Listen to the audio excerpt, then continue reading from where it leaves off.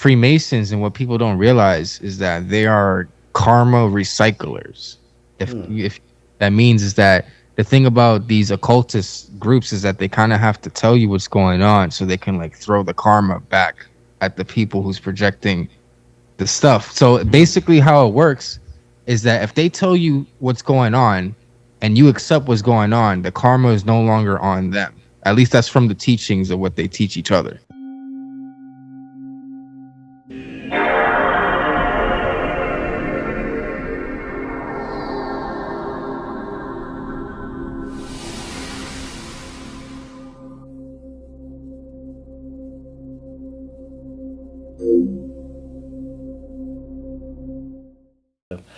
Damn, bro. Thanks for reaching out. Thanks, seriously. Man. Now we get that a lot though. We be talking about a lot of crazy shit on here. It's called for a reason. Right.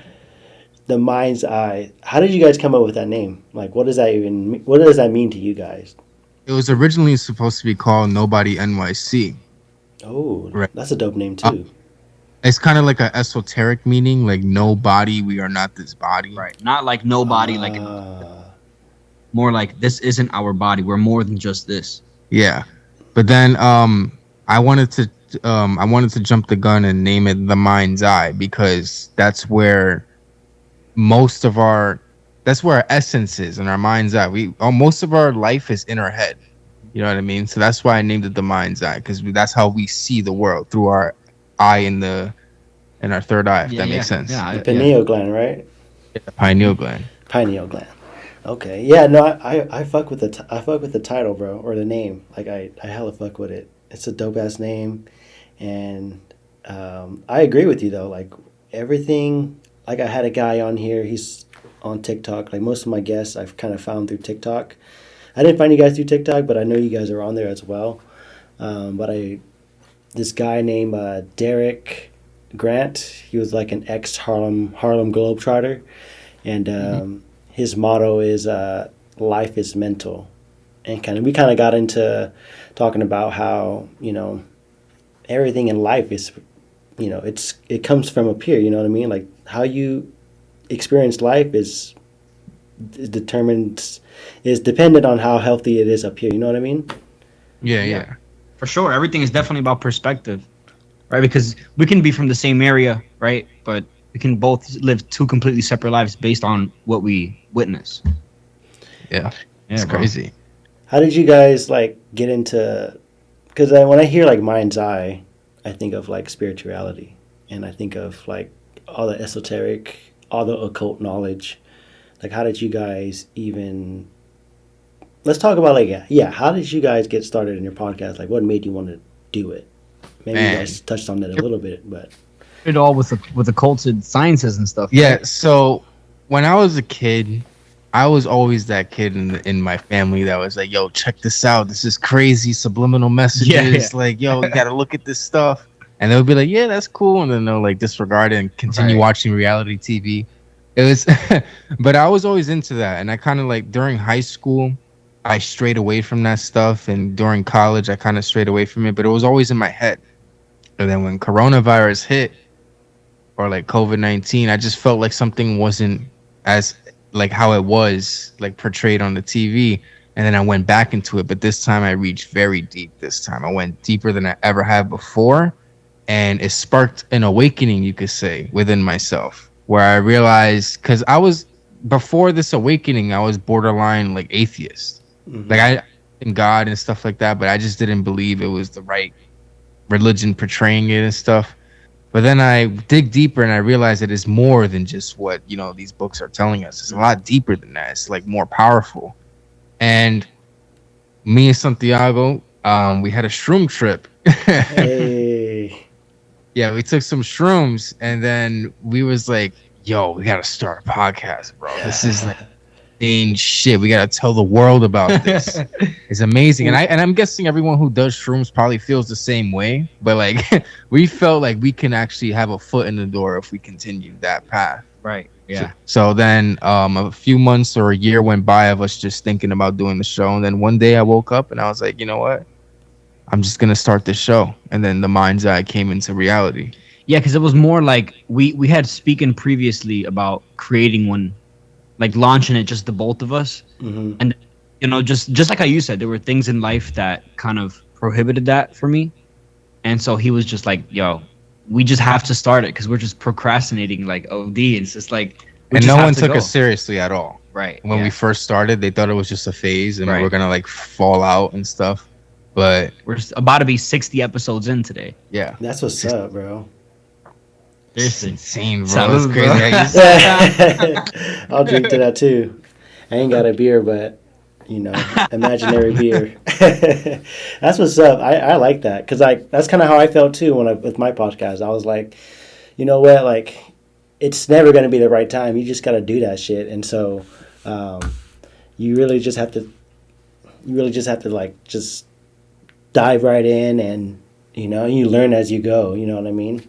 Right. Yeah, there's no guide for podcasting. Actually, podcasting is a pretty new niche, even though it's been around for a long time. Everyone now is trying to start a podcast because the market is like crazy right now. Yeah, we always talk about this on our show about how the average lifespan of a podcast is 7 episodes and how there are around 2.8 million podcasts right now. But there are only about 500 to 500,000 active podcasts that like post daily or at least weekly or bi-weekly. So I remember like shit, I lost my train of thought. Yeah. It's the Angry Orchard. Yo, he knows.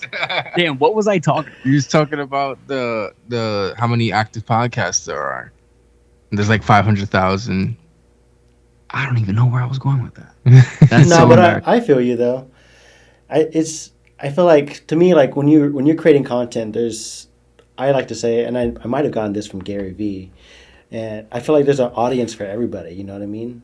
And like, if you have a podcast and you have like 1,000, not even 1,000, like 100 loyal listeners, I think that's enough to make a decent living off of. I haven't gotten to that place, but I'm sure I heard that somewhere where it's like if you have at least 100 people like in your, what do they call it, Patreon, and then that's enough to like obviously monetize and make a decent living off of. I always heard that too, like there's so many, the market is saturated with podcasts and like it's kind of pointless to do it, but I feel like even like during the pandemic, I feel like there was a shift where like if you're not making content, I feel like you're gonna fall behind. You know what I mean? Yeah. That's exactly where I was getting at, was that they say there are about 2.8 million podcasts, but in reality there are only about 500,000 that are active. And honestly, those people don't even post weekly. They don't. So they make it seem like it's saturated, but I feel like in every industry there's that tactic, to make it seem like, oh, it's saturated, don't get into it. They want to like hoard it for themselves. It's relatively a new thing, bro. It's actually pretty climb the ladder on the podcast niche. Like it's like you said, gathering 100 people is actually not that hard if you keep being consistent with social media and stuff like that. It's actually pretty easy. We got our first 100 listeners in like 3 weeks, and they were consistent ever since. Yeah, we have some like true fans. Like they listen to us every single week. It's kind of weird to think about that. Yeah. How does that feel? Oh, it's different now because now we have about like 2,000. So it's like, holy shit. Yeah. Sometimes we be like, that's insane that 2,000 people take time out of their day to come watch us. It's kind of surreal. It's like our boy Sean. He wasn't able to come today. He's like sick or whatever.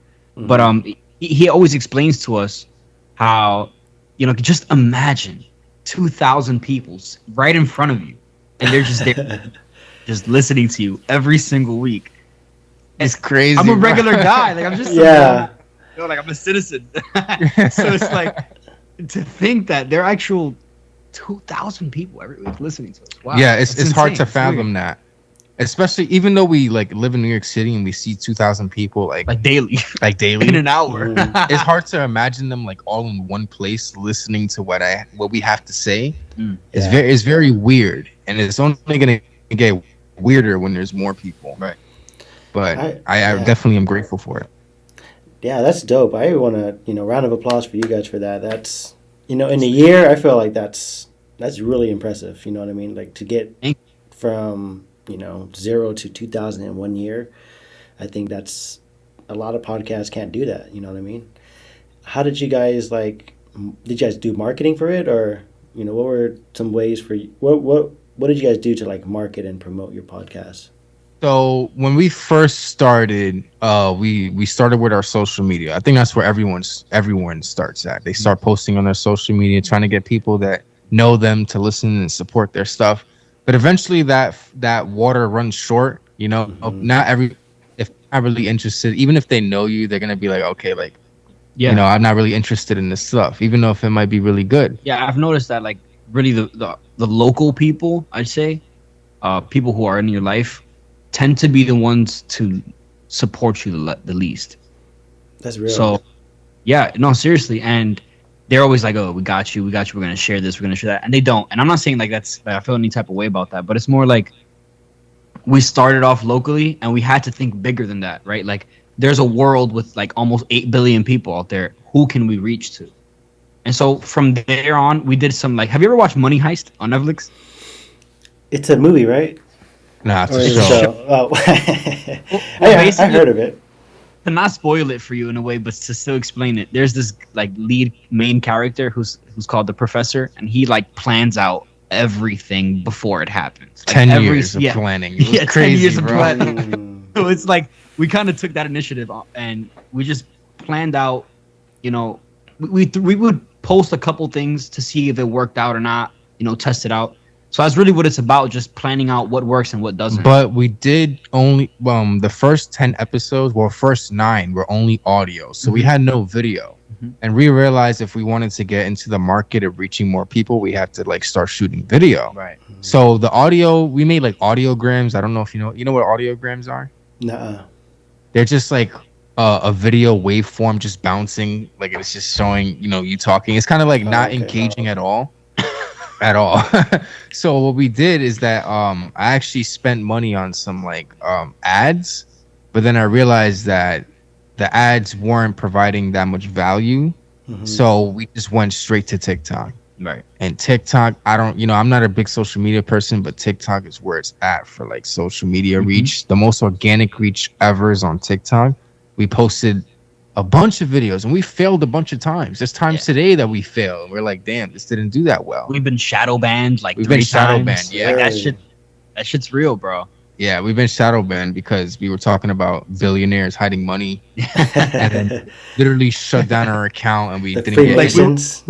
we were talking about crazy shit like that. We were getting 50K per video, and then we talked about billionaires hiding their money, and then next thing you know, we're getting 2,000 views for the next 2 weeks or 3 weeks, or 300 views. That's exactly, 300 views. You know what I'm saying? Haters.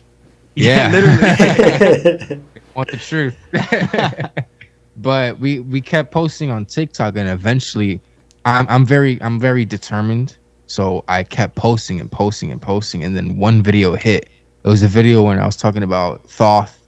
Yes. And how he's the god of knowledge. Thoth. Okay. Sorry. I was talking about how he wrote the Emerald tablets and everything, and I got 120,000 views. Do you know about that? About the Egyptian goddess Thoth or Thoth?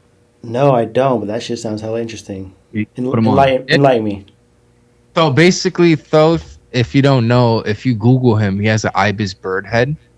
And basically what that symbolizes, what people don't realize about these gods is that they didn't actually have these bird heads or these animal heads. They just symbolize an aspect of that animal.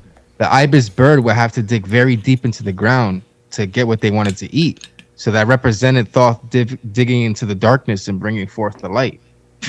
Fire. It's crazy, right?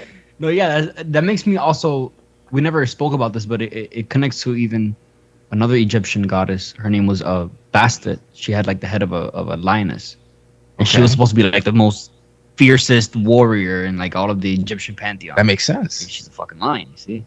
That's crazy. Yeah, all these gods, bro. They definitely, all their heads represent a different aspect of that animal. It's crazy. So Thoth was an Egyptian god. Yeah, right. He was an Egyptian god. He was the god of knowledge. Yeah, a lot of people like to connect him with Hermes. Yeah, he reincarnated, but I feel like that's just some propaganda bullshit. Yeah. Seriously. Yeah, I don't know much about like Egyptian gods and whatnot, but I do find that stuff very, very interesting. Um, I was listening to your last podcast, and you guys were getting into what was it the solar app? How do you say it? Leon. Oh yeah, Yes, Leon. that was some Dude. Yeah. wild shit. So, if I recall correctly, July 4th is the day that we are furthest away from the moon or the sun. Well, now in our time, in our day and age, it's around July 6th to July 7th or 8th, around those times. But in the 1700s, when our country began, it was July 4th. Oh, and what was the significance of that again? It was the precession equinox, right? Where the Earth goes away a degree every like Yeah, so 70 every something. 72 years, the Earth moves 1 degree away from Sun. I'm sure it is. Yeah, it tilts its axis towards 1 degree, meaning that the night sky that we see wasn't the same 72 years ago. It's 1 degree off, basically. Mm. So kind of what we were getting at was, um, and by the way, we got all of this information. Like we literally read it off the website. It's called the Phoenix Enigma. They just like helped elucidate what we wanted to explain. And basically, what we were trying to get at was, did our forefathers know that somehow we weren't going to be into astrotheology and all of this stuff, solar theology, and it's going to shift over time? Like, did they know that 250 years was the average lifespan of a country or empire, and that over time we were just going to forget about it, and so it shifted off?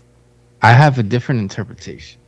Oh. I feel as though like, because last night I spent like 3 hours editing that TikTok video that we're talking about right now. So I took it as a different way.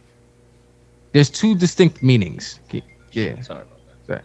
So there's two distinct meanings. I feel as though either the forefathers predicted a day where their power will no longer be as potent, and they know that their reign was going to come to an end due to the power that they used from the star that they did a ritual in, or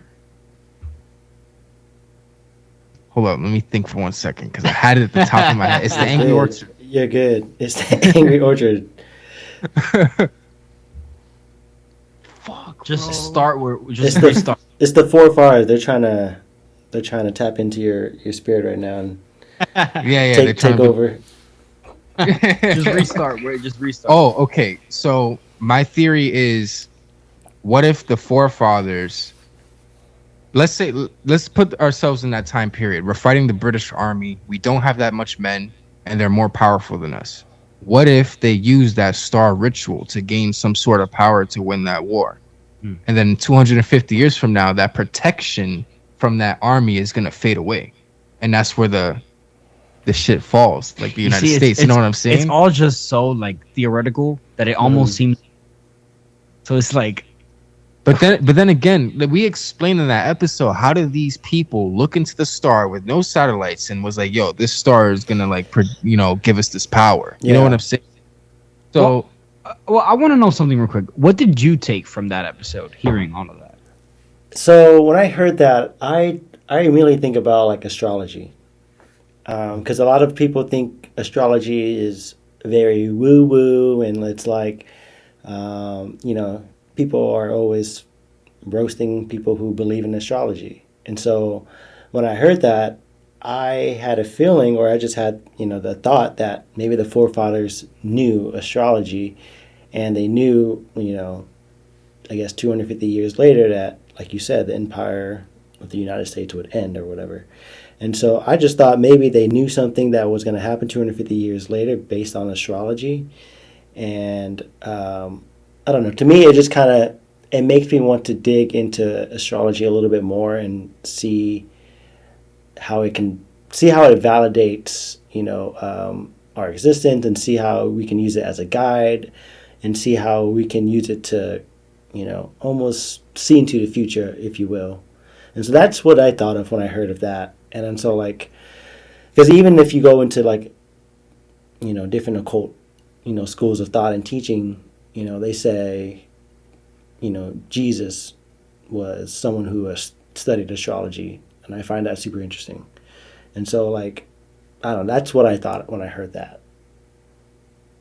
Yeah, Yo, that's kind of what I think too. That they knew there was a day that the United States would fall. And you know the thing about Freemasons and what people don't realize is that they are karma recyclers.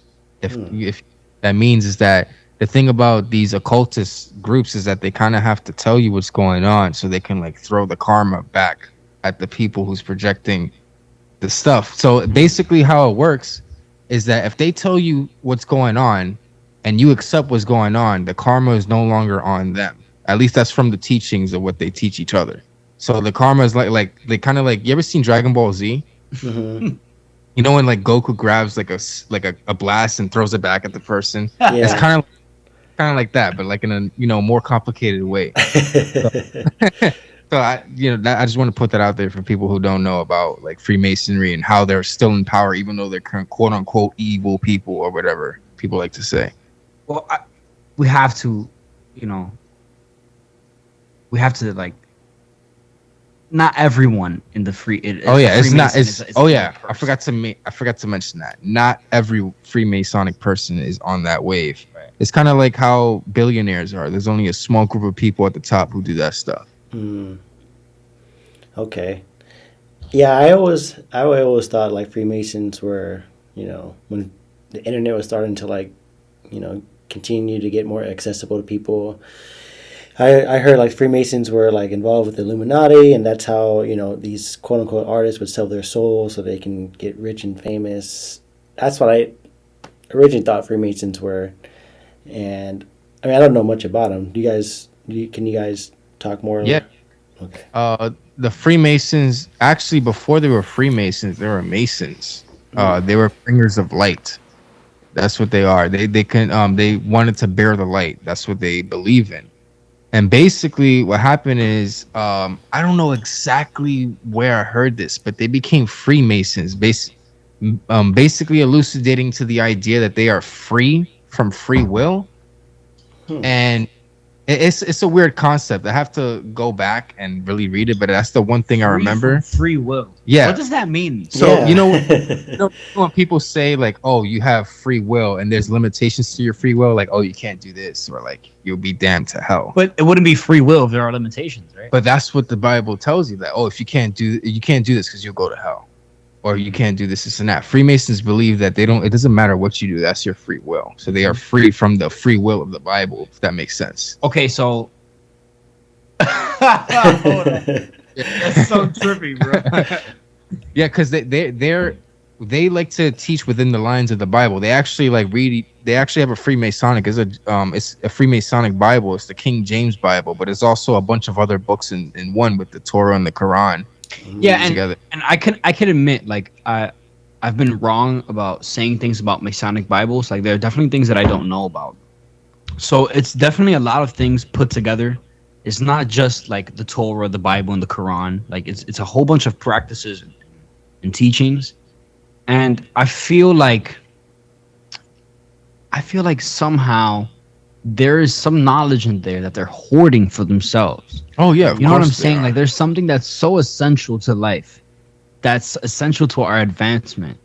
They aren't telling us.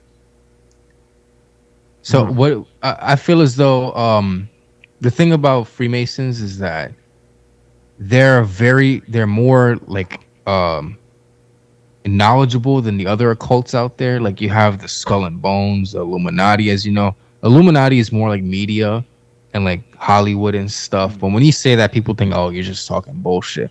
But the Illuminati is a real organization. They actually, the name itself means to illuminate light. That's what it means. Like I feel like Illuminati's a front. Though I feel like you think it's a front for what? I feel like it's a front so that people, whenever they try to, think outside of the box in terms of the government and stuff, they think, "Oh, it's just a hoax, it's just a conspiracy." Oh, the Illuminati. Yeah. You know I understand. I understand what you're saying. I mean, what do you think about that, bro? When you say that, it kind of makes sense. Like they kind of just put it out there just to kind of distract us, I guess, from what's actually going on or what they actually are a part of. You know what I mean? Yeah. And that's what I think of. and I haven't done a whole lot of research on it, so I can't I don't have like anything to bring to the table for this, but I know, yeah, that's all I know. What's it called? Have you ever like dove into all this stuff before, or was it like something you seen online and you just didn't I did a fully? little bit. I did a little Okay. bit, maybe years ago, but like right now, I would say what interests me more is more of like occult teaching, like Mm, like alchemy. I don't know a whole lot about alchemy, but I know that they Yeah. say like Jesus was somebody who used alchemy, and that's how he was able to do all these miracles. And so I heard that, and I heard so there's alchemy, and then obviously astrology, and what else? Basically, a lot of like spirituality stuff, like how you can, like how you can like astral travel, um, or there's the CIA leaked document of Hemi sinking. the Project Gateway. Yeah, Yeah. yeah. Which I heard is just kind of a fancy name for meditation, so I'm not too sure what. Oh, and we did a whole episode on that, and I went in on that document, Yeah. yo. Really? Yeah. Um, Basically, I would like to go what you said about the alchemy. In the science term, alchemy is changing base metals to gold, right? But in a spiritual sense, it's just taking energy and transforming it to your will. So that's why people were saying, "Oh, Jesus was able to turn water into wine," because he was able to take this water and transform it to wine or Right. whatever. That's basically what that means. And fuck, I forgot what I was gonna say. Oh yeah, you're on the right track because I've said it before on our show, but I'll say it here. Even the Aztecs and the Mayans were known for having pyramids that had two chambers, and Oh, yeah. the top chamber, at the top of the pyramid, it would be this like opening where somehow they would attract the most massive amount of electricity that the Earth can produce, which is lightning, right? Mhm. So it'd attract these lightning bolts into the pyramid, and in the first chamber there'd be liquid mercury, right? And if you electrify mercury to the extreme, it'll apparently turn into gold, Yeah, yeah. or I've heard any that. or any element, right? It'll turn into anything depending on what you do to it. You see, I don't know too much about alchemy, so Did you know that I think I told you before that some pyramids had running water underneath to generate some pyramids of Giza, right? to generate electricity through the pyramid. Yeah, so all of these like ancient civilizations and or cults, like you'd like to say, it's all just science and shit, bro. And that's the thing, bro. The thing about what people don't understand is that all this stuff was widely accepted knowledge. Mm-hmm. Masses, always on this wave, but for some reason, for reasons that we don't know, we're trying to figure out that that knowledge has been segregated to these groups, and that's why we call them occultists, because there's only certain groups who still keep this knowledge and pass it down to their generations, and the Freemasons is one of them. And the Freemasons seems to be the most prominent one, so that's the one we usually talk about when we talk about occultist groups. But there's definitely more occultist groups that we probably don't even know of that are Hell out there yeah. practicing this stuff. Hell yeah, bro. For sure. Do you believe there's people out there who have like, I don't know, like actual powers? Oh, yeah, When you yeah. wait, when you say powers, what exactly do you mean? I don't know. Maybe more like they can turn invisible, or like they can like shapeshift, or I believe physical. you mean enhanced physical attributes. I Right. feel as though shapeshifting is definitely a real thing. I actually You do. I believe that's a real thing, bro. I swear to God, bro. Now, You're so confident about no, yeah, because when you really think about it, bro. Because when you really think about it, I think of it as above, so below. Mhm. We have a chameleon that can change its fucking colors just by touching things. Who's to say there's not an advanced being? It's on something. Who's to say there's not an advanced being that's able to look at you and change to exactly how you look like? You know what I'm saying? Like, Yeah. that shit is real. But the thing is that online people will be like, "Oh, there's lizards running our government." Oh shit, and then you think it's crazy. But who's to say like there's dead ass not a being that you've probably walked down the street and they walked past you and they were not their real face. You know what I'm saying? Have you guys seen that Netflix show called Big Mouth? Yes. Yeah. Yes. I feel like they camera. Oh wow. Yeah. Oh really? Yeah. Yo, that's crazy, bro. I seen if for some reason every time we do a show, like something connects with whoever we're doing the show with. That's insane. Nothing's a coincidence. See, we're aligned.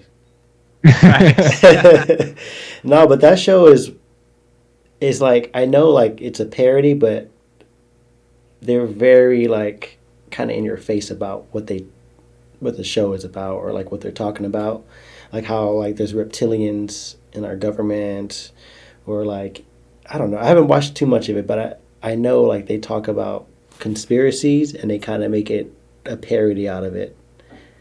Yeah, I feel you. Yeah, it's not gonna work. We're both frozen. Yeah, on our screen we see all like everything is frozen, but we know. You and me? Yeah. Oh. But yeah, bro. I feel as though actually the way someone explained how shape shifting would work is the being will have full control of their molecular structure. Mm-hmm. So they'll be consciously aware of their cells and how to arrange it to create a certain form. You know, you know what I mean? So again, I feel as though that's not far fetched. Now, as for other powers, we actually did an episode on ESP. Did you hear about the CIA's project on ESP and individuals? No, what is that? It's extrasensory perception, which is just fancy words for like telekinesis and stuff like that. The CIA actually had a whole project called Project Stargate, where they gathered a bunch of psychics together. Now, when you say the word psychic, you think it's just someone who's like thinking into the future and shit. But it's just someone who has supernatural abilities. Right. So a person who's able to project their consciousness wherever they see fit, right? And we could make the argument that it could be like the CIA throwing propaganda out there to kind of like give us disinformation to kind of like dissuade where we stand. But we kind of have to make the argument that the CIA posted this. Like, yeah, and they have. This is pretty weird. And the thing is that I also understand the argument that they will spend money to like disinform you, but they're also like spending money on these projects, bro. It's not like I want you to put yourselves in the shoes of a military personnel that has to take everything into account when it comes to war. So when someone tells you, "Oh, there's potential psychics out there that can like steal information from us without us even knowing," as a general, are you gonna be like, fuck you? Or are you gonna be like, you know what? Let me spend some money, find some people who might be able to do this, and see if this is true or not. That's most likely the outcome. Dude, that'd be so funny though. If all those people who are participating were just fucking around. Right? That would be hilarious. They're all on $billions shrooms. of taxpayer money to just fuck around. Now, but basically the project is that they were trying to find out what Russia was doing. Yeah. And that's what people say that what Stranger Things is based off is Project Stargate. Yeah. Really? So, yeah. Project Stargate, if you didn't know, number 11 is a psychic. And like she was like in this group of other psychics or whatever. And they were trying to find out what Russia was doing, which is kind of the same premise of Project Stargate. So basically they gathered these people who had this ability to remote view. And what like Santiago said, they were able to project their consciousness to another point on the earth or anywhere for that matter. And basically review in spectator mode, like in Call of Duty. You know what I mean? Like they were able to spectate what was going on, and they were able to report back to the U.S. what was going on in Russia. And according to their documents, they were accurate, even though they've never been physically to Russia before.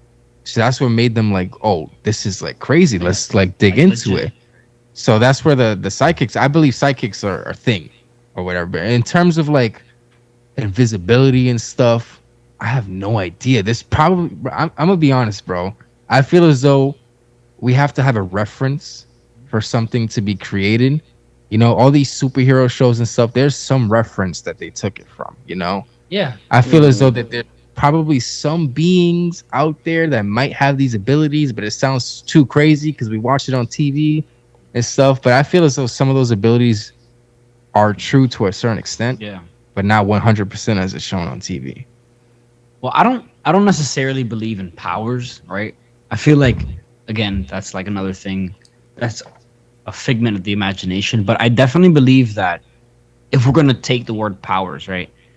I believe that powers aren't as crazy as we may think they are. You know, like, I don't know the exact word for it, but it's something where some people aren't able to picture things in their head. What is it called? Aphantasia? Aphantasia, Right? yeah. Oh shit. That's what it is? So like aphantasia, like some people aren't able to picture what this bottle looks like for in its 3D form, you know? I think that's a superpower, right? Because I've come up with shit in my head that some other people are like, "How did you come up with that?" You know?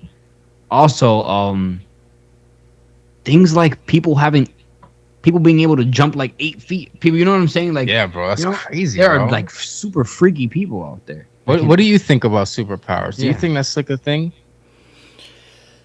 I feel like regular humans like us, we probably, I don't know. I think it's possible. I mean, shit, like there's so much stuff that we don't know that's out there that that's kept from us. Like I keep seeing stuff on like how like beyond Antarctica, like there's an actual like a different world, and we're just kind of in the walls of like Antarctica, like some crazy ass shit like that. And I believe like, what if those people on that side, like they have powers and they're over here like watching us from, I don't know, space or whatever. So I hear shit like that, and I don't know if we all have powers though. You know what I mean? Like I don't know. Like that seems like, I feel like somebody, if they had powers, they would have made it known already. But what if it's like? Oh no, continue. I did see this guy though on TikTok that he's like a young kid, and he's like I don't know what he's doing, but he's like, it seems like he's harnessing energy and he's just pushing objects, like literally like. I've seen that, yeah. Like fucking I don't know, what do you call that when you're like pushing objects?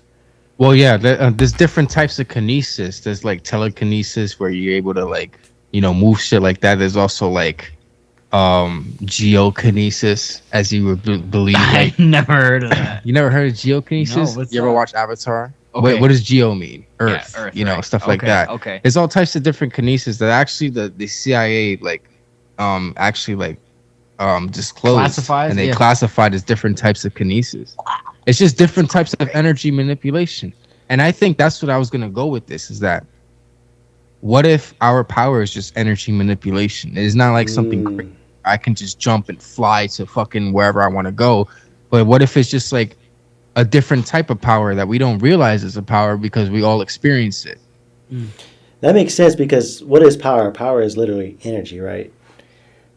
At least that's what we all think of it as, right? Power is just literally energy, and the way it's manipulated can be like the ability to fly, or the ability to cloak yourself, or shape shift, or whatever. It's literally, you're just changing these atoms or these molecules to be something else.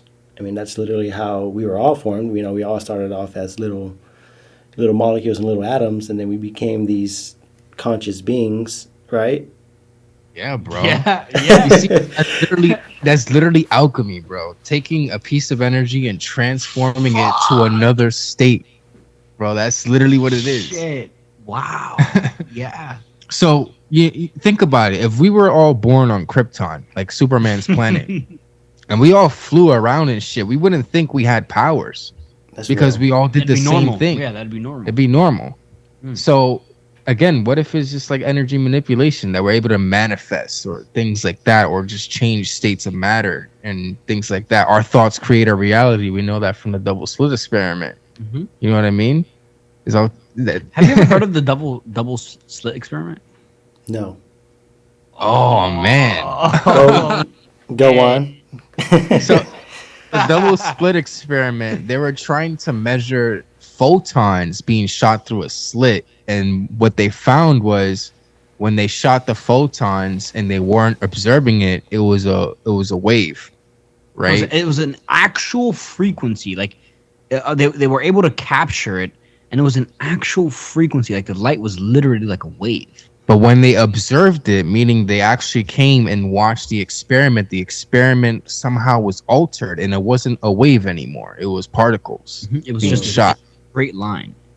And as photons could be a particle and a wave at the same time. But for some reason, during this experiment, it was a particle when observed.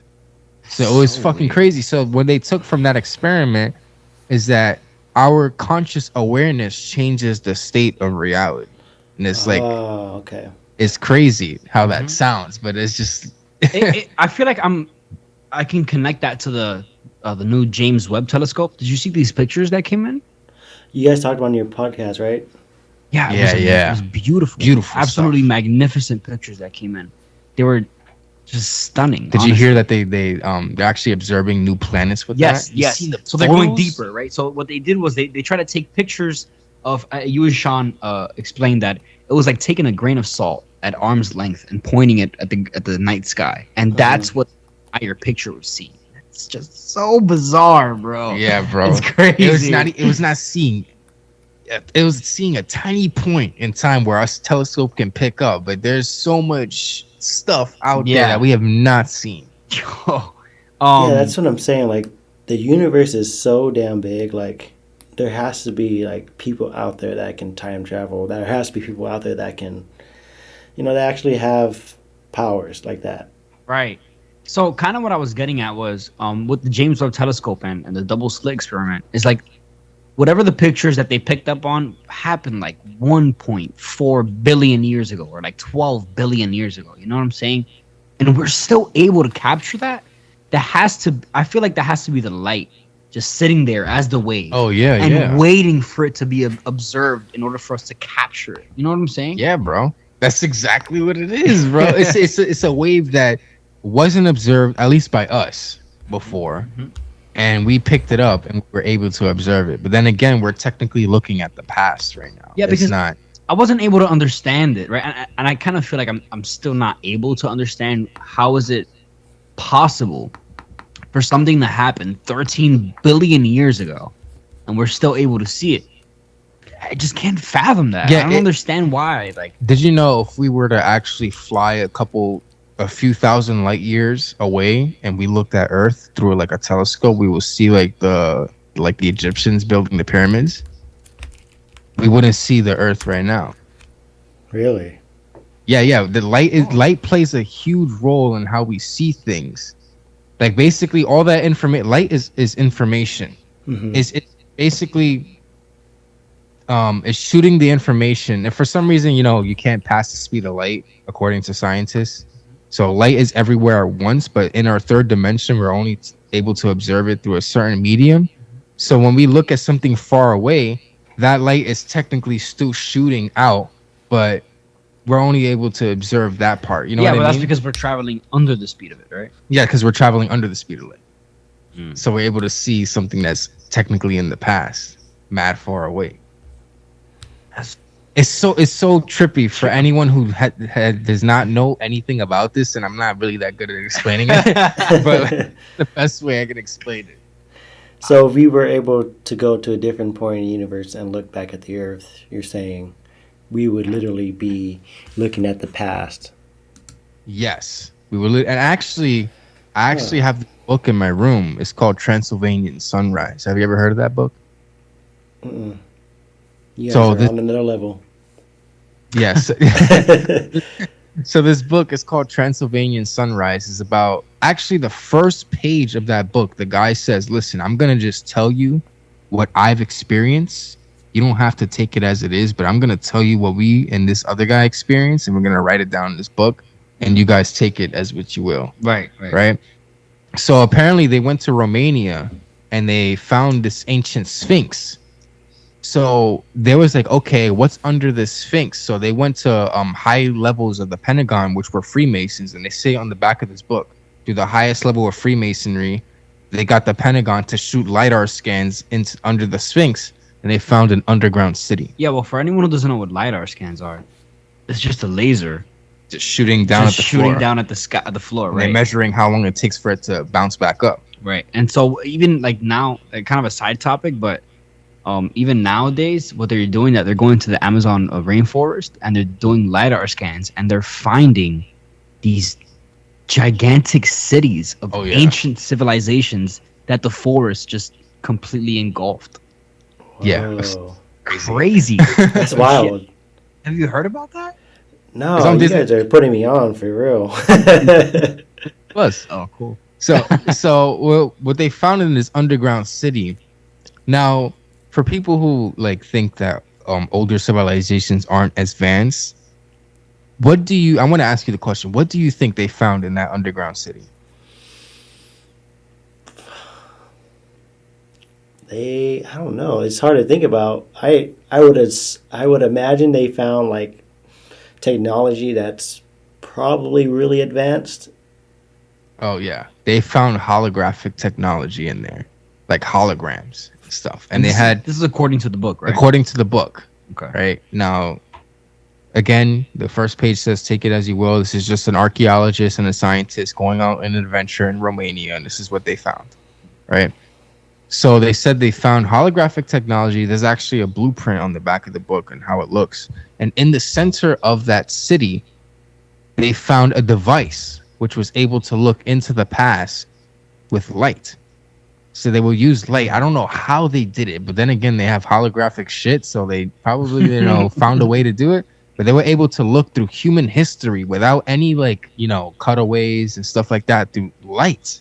So they were able to see the full picture. And this city stretched from 3 tunnels from Egypt to Tibet and Romania. Wait.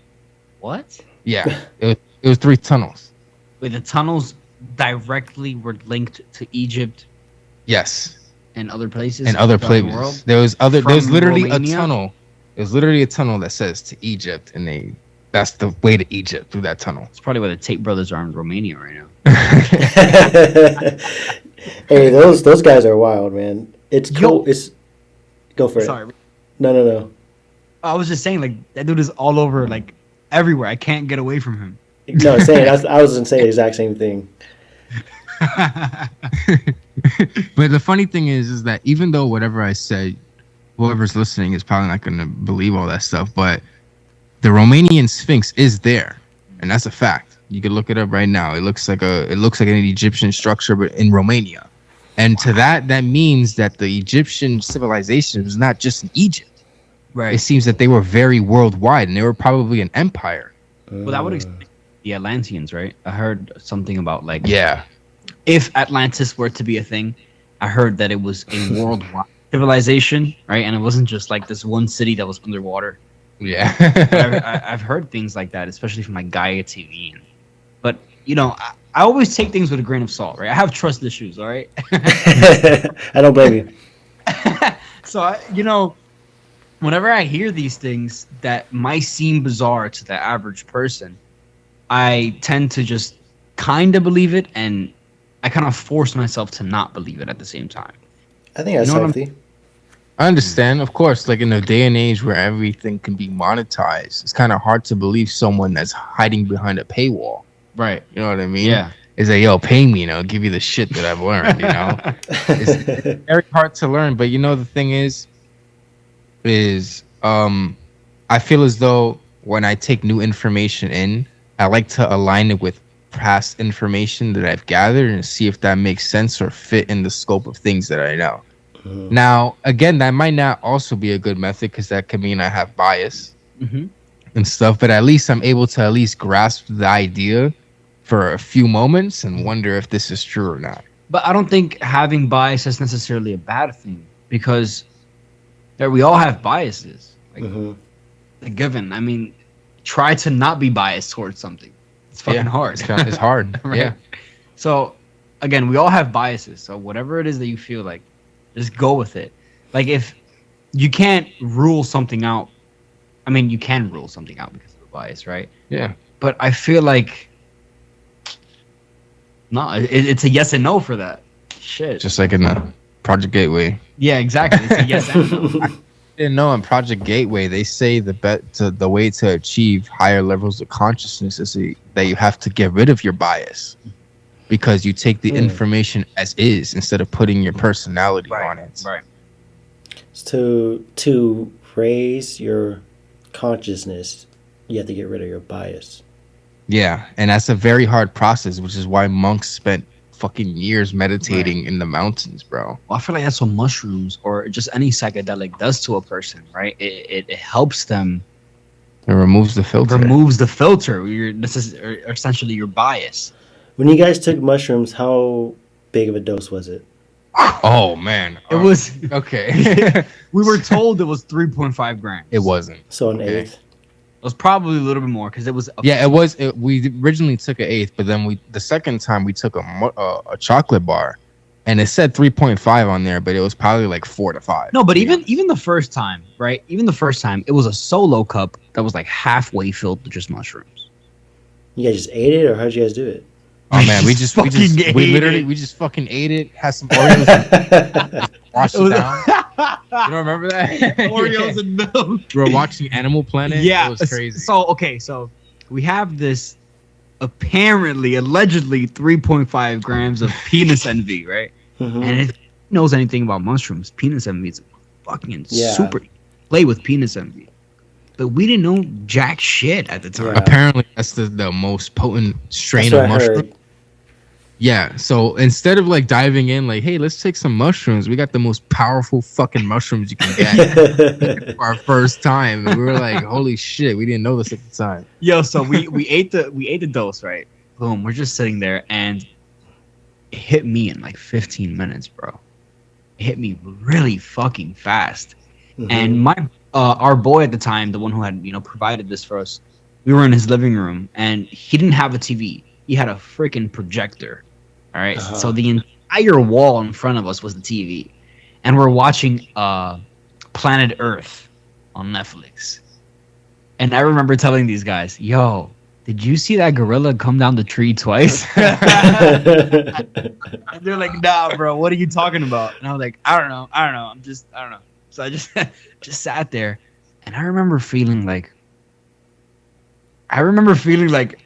we were living life wrong because I was watching these animals in nature living so peacefully and shit, or just in balance because it was kind of chaotic. And shit. We have taxes and stuff, like we gotta all this bullshit. But yeah, what did you get from your first mushroom trip, bro? When you went to the bathroom and like started vomiting, right? Yeah. You started feeling the trip first, right?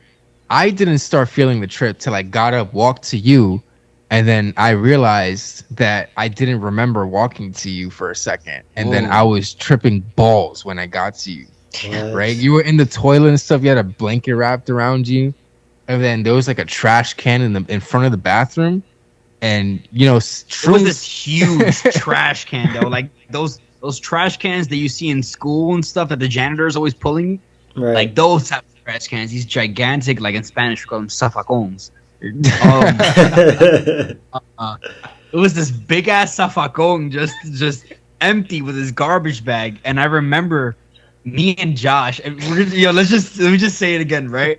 So we're just revolving around this trash can, and it's so funny because mushrooms, it'll put you in this loop when you aren't doing what you're supposed to be doing, so it'll put you in this fucking like cycle. It feels like you're like, that's the only thing that exists. Yeah. Me and Santiago are walking around this trash can for no kidding, like at least an hour. And I mean, just walking around, and every 5 minutes we'd look up at each other and be like, "Yo, bro, right?" And when we said right, when I would say right, or he would say right, it was like, "Yo, we're tripping balls, right?" And the other person would say, "Yeah." So we just look up at each other and be like, "Yo, bro, right?" We'd be like, "Yeah, right, yeah." And then we just boom, just keep walking. So y'all were just literally walking around the trash can, just looking at it, or like, was there a portal there or something? Around, right? But here's the significance of that, right? Basically, what we got from that was we don't or the earth or the world and all the bullshit, all the trash of the world doesn't revolve around us. We revolve around everything, right? And that sounds crazy because we're literally walking around a fucking trash can. Right. But when you're on shrooms, everything takes on new meaning. Yeah. Because once I guess we realized that, Santiago just left and walked to the other room, with no issue. My God. With no issue, and I'm still walking around this fucking trash can. can. I remember realizing that my entire life, I felt like it's just me, and there are other people, but I didn't realize there are other people out there. Excuse me. Ooh, the angry orchard's hitting me. I had to force myself to realize, like, I'm not the only person in this world, And I feel like that's such a first world problem, but a lot of us are experiencing that. Yeah, and then when you walked into that room, I followed you right behind you. And then you kept walking back and forth with the blanket, and you look like a hospital patient. Yo, dude, it's so crazy. Yo, Matt, it's so crazy because I had on a suede blanket, right, wrapped around myself. But I swear, bro, I swear, dude, like, oh, no fingers crossed. The blanket was a fleece. It was a fleece blanket. It was like, like sheep's wool. Yeah. When I was tripping, it felt like sheep's wool, like a fleece. And then when I came off of it, it was this suede blanket. It was so weird, bro. Yeah, and then you kept walking back and forth, like in the same spot. And I was like, what the fuck is wrong with this guy? Yeah. And then eventually you left the room, but for some reason, I couldn't leave the room. Mushrooms is so unique. It's so weird, bro. So mushrooms unique. Is definitely the most... enjoy it, like, so much. Yeah, well, have you done it? Yeah. I've done it, but I've never done as much as you guys have in one sitting. Yeah. Okay. I'd like to get to that point, but I want to do it with somebody else. What's the most you ever eaten? Probably like actual 3 grams. Not what you guys had. Not penis envy, but... That's pretty close. The extra 0.5 will shoot you to space. I'm sure it will. I'm sure it will. That's what I'm trying to do. I'm trying to get to your guys' level. I want to walk around a trash can. Yo, I actually did mushrooms 3 days ago. I took 4 grams. How was that? Oh man, story fucking time. I didn't know this. Yo, I gotta. Yeah, well, this is when I got. Oh, okay. So go ahead. Kind of like afterwards, I was off mushrooms and I was at a restaurant, and I'm from New York City and I'm Hispanic, so a lot of the people that I'm around are people from what I'm saying. So they're people who have a lot of pride and a lot of ego. Mm-hmm. We're at the restaurant, and a lot of pride, a lot of ego. Someone looked at my friend the wrong way. We got into a fight. This is 3 days ago. Yeah, and I ended up getting arrested. Oh, shit. Regardless, I'm not a criminal, guys, right? Anyway, everything is clear. Like, I'm good. But I remember taking these 4 grams, and I was editing last week's episode.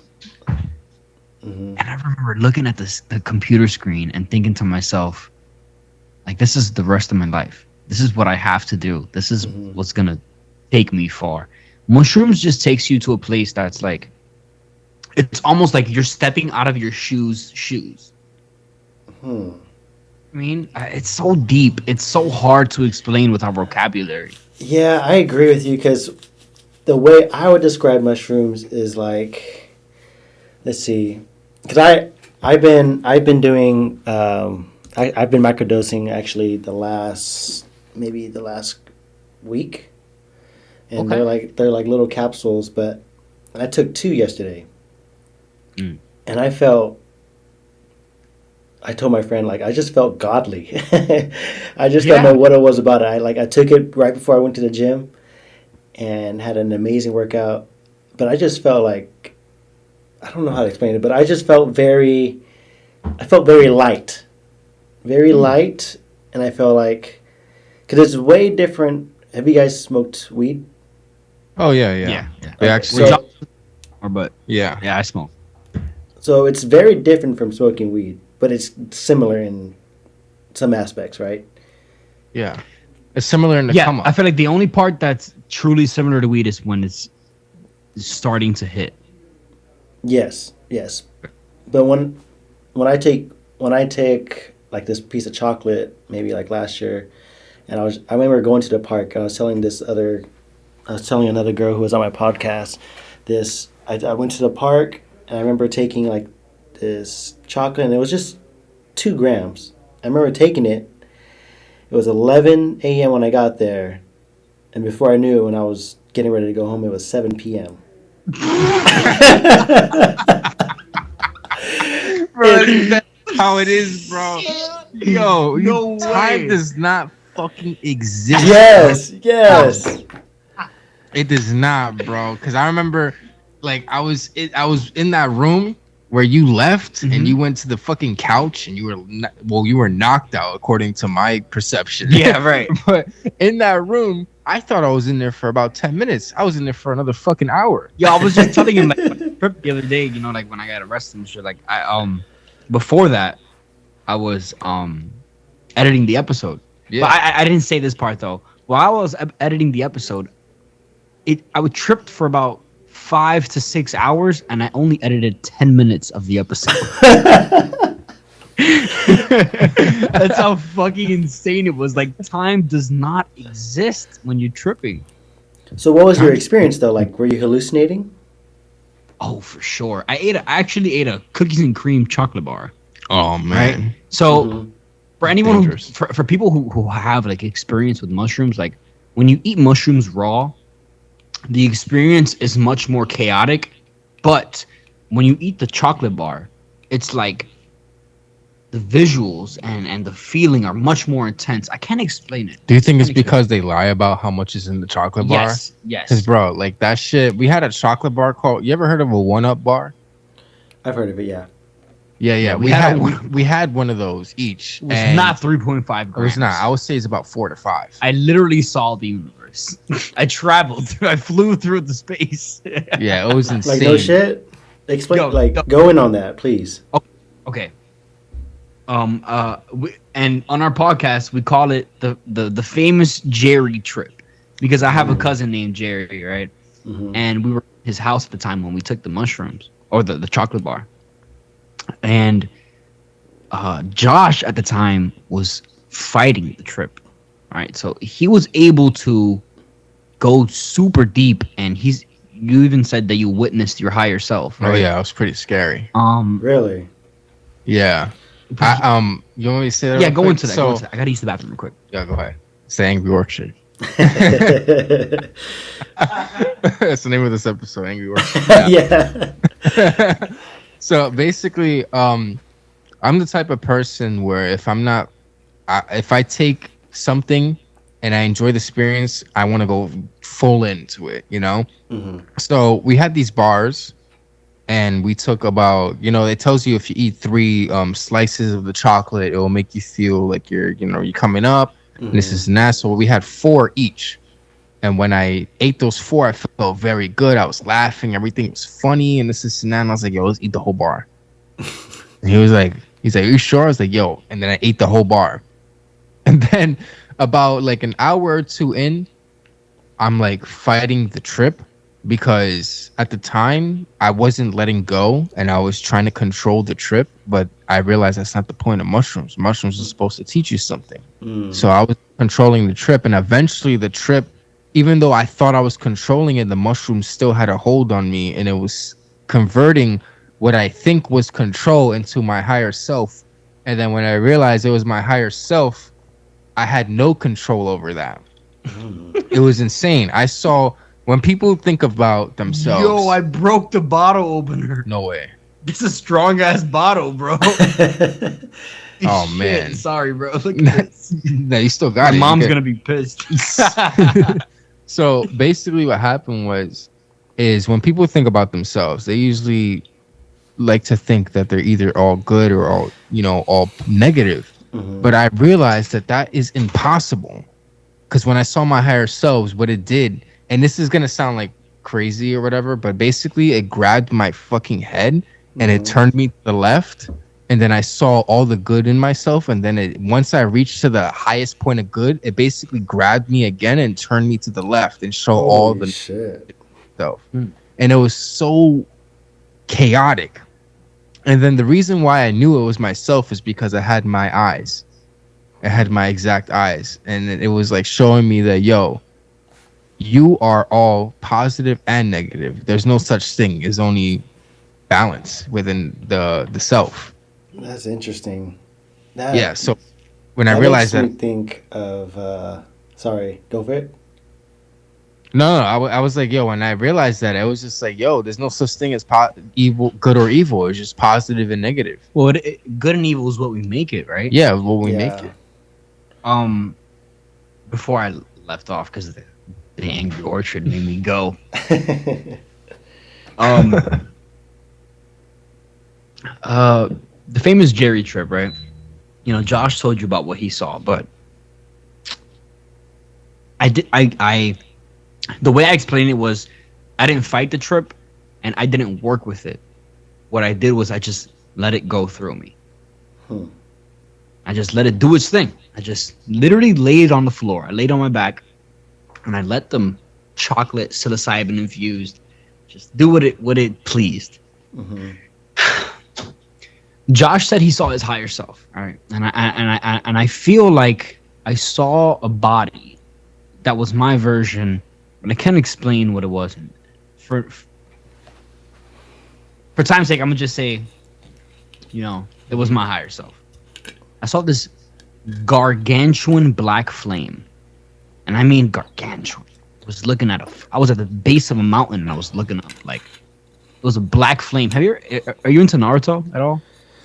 I used to watch it, but I haven't in a while. Right. Okay. Oh, have you ever, if you watched it, do you remember hearing about like Amaterasu, like Itachi's like black flame or whatever? Sure. Sorry, bro. I'm fucking. You're good. Anyway, so it's imagine a black flame, right? Gargantuan, the size of a fucking mountain, with a red eye, just one eye. And I saw, and to some people that might sound like evil, like what the fuck, you know, it sounds pretty weird. To me, it was a balanced feeling. You know, I saw the chaos, but I also felt myself within it. So, or like, just how Josh was saying, nothing is ever just positive or negative. You know, there's a balance. And I remember laying on my back, and I wanted to like lift my head to look up, but I'm laying down already. So I was just like moving my head in different directions. Yeah, I thought he was exorcism. I was like, what the fuck? I saw his chin, and his chin turned to a snake for me. It was like, Fuck. What? Yeah, bro. Yeah, when I was looking at your chin turned into a snake. Yeah, I looked at your chin, and it turned into a snake, bro. Dude, I swear to God. Way. This is so weird, bro. I never said this before, but I felt like a serpent while I was on the floor. Fuck. Life, bro. Get the fuck out of here. The way that my body felt like it's gonna look weird, but I was literally like, you know, like, and I'm just moving, right? And I genuinely felt like there was a serpent passing through me. Oh, that's fucking that wild, bro. Right? Yo, bro, I swear, me and Santiago are like, I don't know what it is. I feel like we're like connected. We're bonded, bro, on a spiritual level. Because I've never said that before until explaining this again. Yeah, I've never said that about feeling. That's wild. That's wild. You know, that's one thing about mushrooms that I always bring up, that you realize things months and months, even years later, about that same trip. Did you guys ever feel like you were gonna like die? Oh, that's what I was getting at. Wait, hold on. Yeah, that's right. So now that right, Matt. Okay, listen to this. This gargantuan black flame didn't tell me, but it was more like it made me feel words, and those words were, "Let me show you the universe." Right? It didn't tell me that, but holy moly, felt those words, and I was literally flying through stars. It's just the best way that I can put it to you. Our language is comprised with 3-dimensional vocabulary. Like there's no other way I could put it for you. Yeah, flying through stars. That makes sense though, because there was a Joe Rogan podcast I listened to. I forget the guy's name. I think it's Brian M. And he was talking about how like back when, like in Jesus' day, like Jesus was just a mushroom. Okay. Yes, I've heard of that too. Yeah. Did you guys? It sounded like you guys had like an epiphany or something. Yeah. Wow, I never thought of it that way. Me either. So basically, while I was flying through the stars, right, I reached the point where I was able to remember people from like elementary school, 20 years back. Yeah. Just people that I forgot about, and I was them and they were me, and I was happy and I was sad and I was angry, everything at once. Mm-hmm. And I remember feeling like I was there for months. And it sounds crazy, right? It sounds so freaking stupid. We gotta break that stigma, bro. Yeah, but if you have taken psychedelics, you understand that time doesn't exist when you're tripping balls. Absolutely. And I felt like I was there for at least 5 full months. Like, it was just a long time. Yeah, bro. It was a long time. And I remember hearing, be here now. Be here now. Be here now. Oh, like, shit.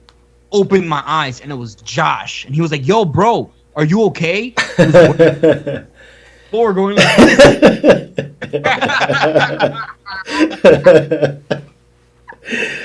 So he was like, yo, bro, be here now. Be here now. And I was like, yeah, that's Josh. I met Josh in high school, which is in 50th Street in Manhattan, in New York. This is where I'm from. Boom, boom. Oh, and I started shit. it was like my synapses were connecting every memory at the same time. Like I had to go through it one by one by one, my entire life. And it happened in a matter of minutes, seconds. It's crazy because, it's funny when he said that, I wasn't talking to him. I was talking to myself. I was like,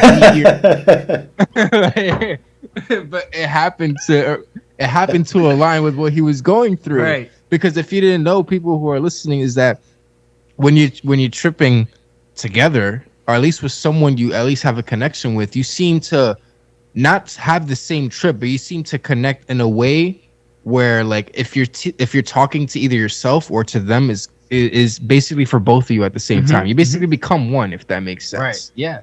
That makes a lot of sense. Have you guys heard of the theory that, like, we're all connected and we all come from, like, the same, like, universal consciousness? Mm-hmm. Oh yeah, that's our one thing that we always talk about on our show. We can be talking about the craziest shit ever, and we will somehow connect it to everything is one. And the thing about it, even if people who are trying very hard to grasp that, even science talks about, like, when the Big Bang happened, everything expanded, and we are made of those same elements. So even if you, on a spiritual level, on a physical level, we are made of the exact same things of the cosmos. Well, I'm not sure if it was Neil deGrasse Tyson or some other, like, astrophysicist, some person who was in that scientific field. They said the most scientific revelations came from people asking the most bizarre questions. Mm-hmm. And these things that might seem, just fake to us, can somehow help us prove things that we don't understand.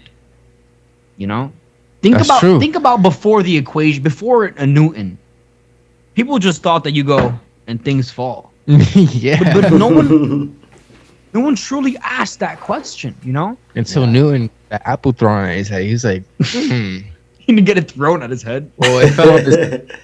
Apparently, that's just the story, though. That's just a story. Yeah, I don't think that actually happened. I think the dude was tripping on shrooms, and he was like, probably. Or what if someone, like, threw it at his head? It was like, fuck you, Newton. Fuck you, Newton. Fucking nerd. Apple fell. You're a nerd, geek. You're into physics. What a geek. Come to the ball. Come to the banquet. So dumb. Nah, but that's true.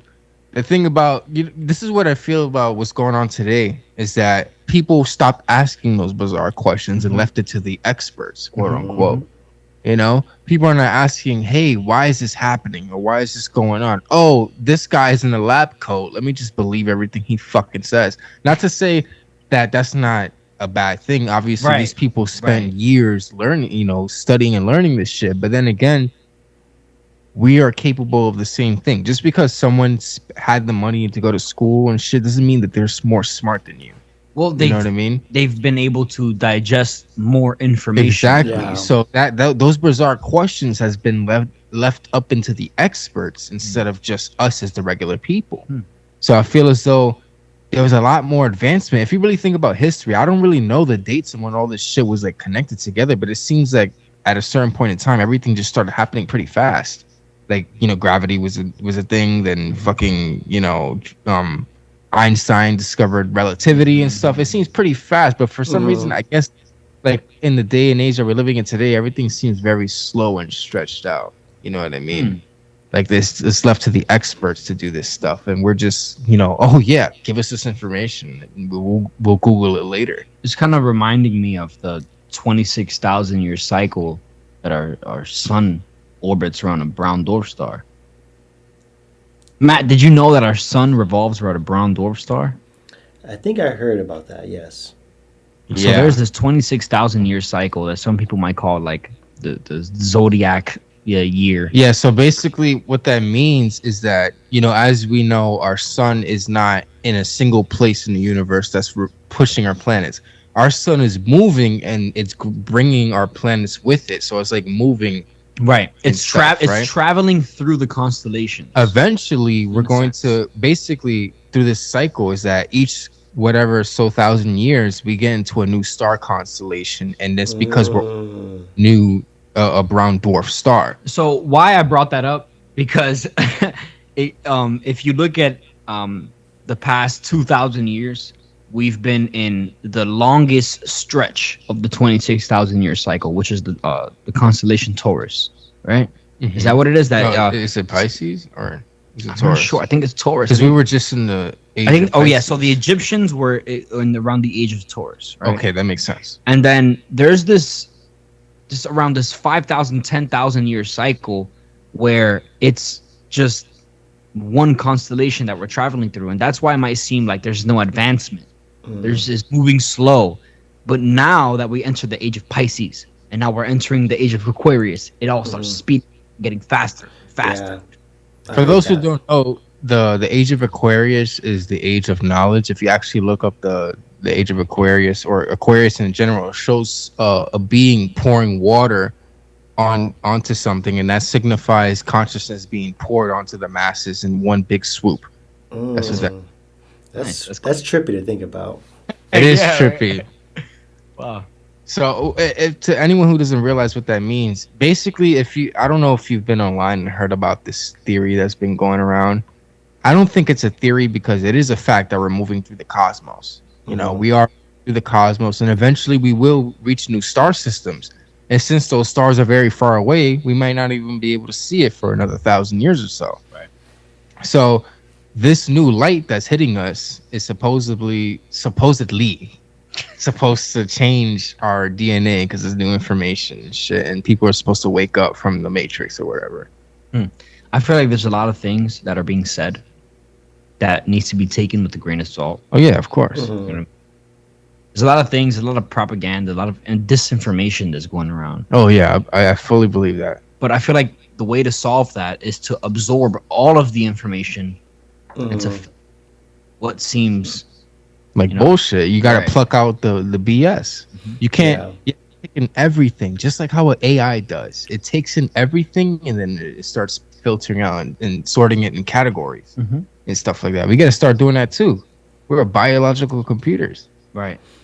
It kind of goes back to what we were talking about earlier, though, like how we're all connected. Because I feel like as humans, even our conversation on like superpowers, like I feel like we have this innate like knowing, like to know whether something is true and whether something is false. Like I feel like innately, like we have that. Yeah, that's facts. And yeah, I definitely feel that with certain conspiracies out there, like the flat Earth and stuff. You know, I'd be like, let's not go too deep. Let's go to that. But I'm just like, yo, like, come on, that's clearly government propaganda. That whole flat Earth. Okay, so here's where I'm gonna come in, right? I'm gonna interject and say, I have 1 foot on the Globers and 1 foot on the flat Earthers. All right, because again, about hollow Earth. Well, listen, I got my other foot on there.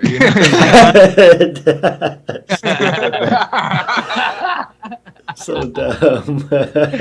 um, um, I do this with everything where it's like, I'm not really how do I say it? And I wouldn't call myself an intellectual, but I kind of would, right? Because I ask different questions and I like information and I absorb different things. But I wouldn't necessarily consider myself that, right? Because I'm not someone who is very educated on many things, right? I just absorb information. Yeah. But I think that in our day and age, we have to start asking the question, how can I phrase this in a general sense?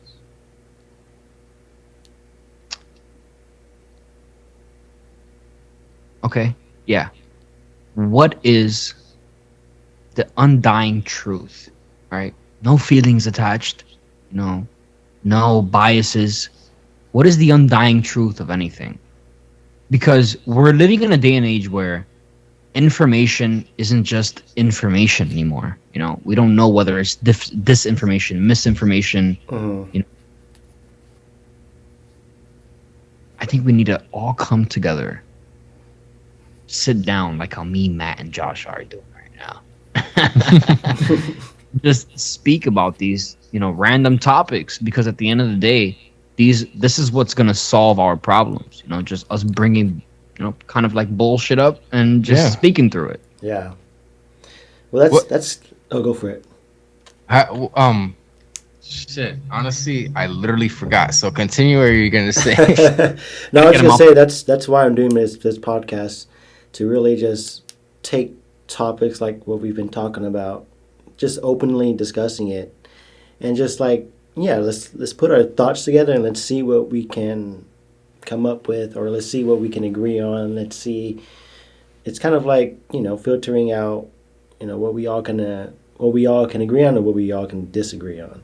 And that's kind of like what I hope to do with the podcast, is just to really just put information out there and then let people do their own research, and then, let's see what we can come up with, or let's see what we can agree on. Right. Yeah, I think that's beautiful. That's kind of what we envisioned for this show. That touched me, bro. Yeah, for real. Not in Chill. Yeah, I felt that, bro, because I really felt that, because there has to be there are things that need to be spoken about. Like there are people who are in a position of power, like we said, who don't speak on things like this necessarily. And it's up to people like us, honestly. No, yeah. So what was I gonna say? What would you consider yourself? Are you religious, or are you more like in your own lane trying to figure out what's going on? Probably more of the latter. I think I don't come from like a religious background, but I was part of the Christian community for like 5 years. And so a lot of my curiosity about like life and just spirituality, and even like existentialism, it kind of stemmed from my time when I was a Christian. I grew up, my family were Buddhists. We were, we weren't really like super into it, but like that's kind of what the culture was. Like we went to a Buddhist temple, and that was pretty much it. Like I don't recall much of that experience, but I do recall a lot of my Christian experience. And so, but yeah, that's kind of where my curiosity comes from. And then coming out of that, like I'm starting to like ask more questions, because even in the Christian community, like you're told like what are you told in like Christianity? You're told like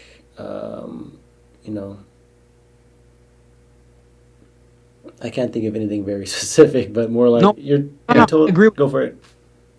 Yeah, what were you gonna say? I don't know what I was gonna say. No, I agree with, because he's getting to him. No, yeah, it's contagious. I agree with. When I was in college, I was a sophomore in college. I remember feeling, or I remember getting deep into Christianity. Right. I can attest to this. Yes. Okay. Because you want to give some background. background real quick? I'll give the background. Okay. Not Okay. fully, but I'll give some Yeah, background. Okay. Dude, it's basic male shit, bro. It's Yeah, like basic dude stuff. Like I was into a girl who was a Christian girl, and I just got into Christianity because of her. Like Yeah, and then literally, I had like, and I was Same, tagged. bro.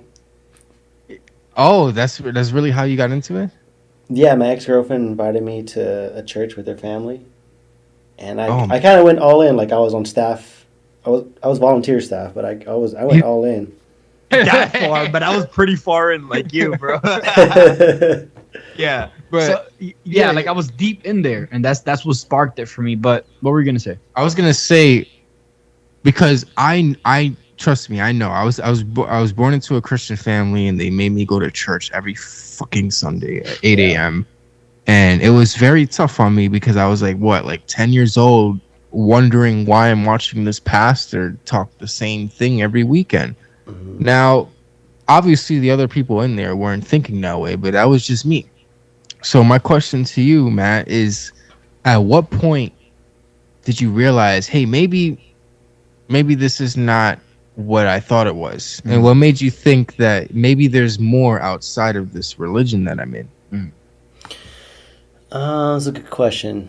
I think when I saw how everything really was behind the scene, you know what I mean? I don't want to put stuff out there because it's kind of stuff like people. I still know people that go to that church, but you know, when you kind of see how things, you know, really are, you kind of just like it.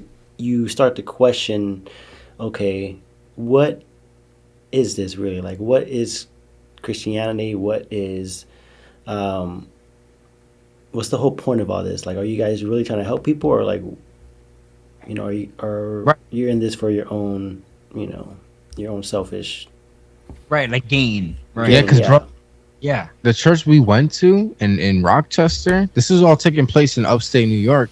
Mm-hmm.